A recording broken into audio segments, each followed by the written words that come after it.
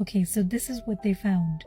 There were a set of kids that were, when their caregivers were in the room, they tended to, sort of come to them and then go explore the room, explore what's going on. They would occasionally look back, but generally they had this sense of safety and trust that the caregiver was there, and the caregiver was attuned to the child as well.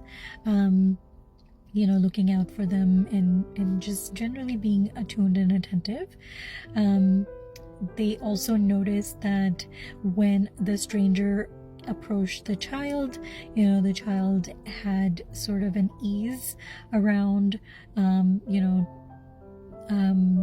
stranger. They didn't really feel, any sort of anxiety or they were, it was okay for them to connect because the caregiver was still in the room.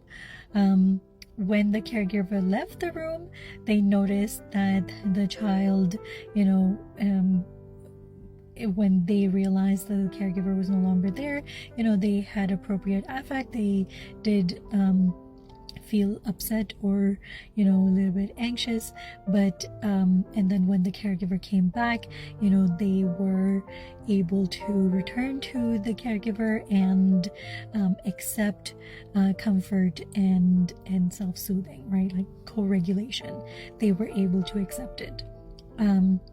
So researchers categorize these kids as kids that had a general sort of sense of safety within themselves to disconnect from the parent, explore, come back, talk to a stranger, connect with a stranger, receive comfort when needed. They categorize these kids as secure attachment.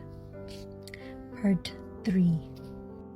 Oh, I forgot to mention that kids who generally tend to have a secure attachment typically have parents who were consistently there for their needs. It doesn't have to be perfect. They didn't have to be perfect, but they were, good enough in the sense that whenever the child needed, one of their needs, such as, hunger, or they needed to be changed, or they needed emotional attunement, the caregiver was there to consistently meet those needs. And so this helps develop trust and safety, not only within the child, but also in relationships.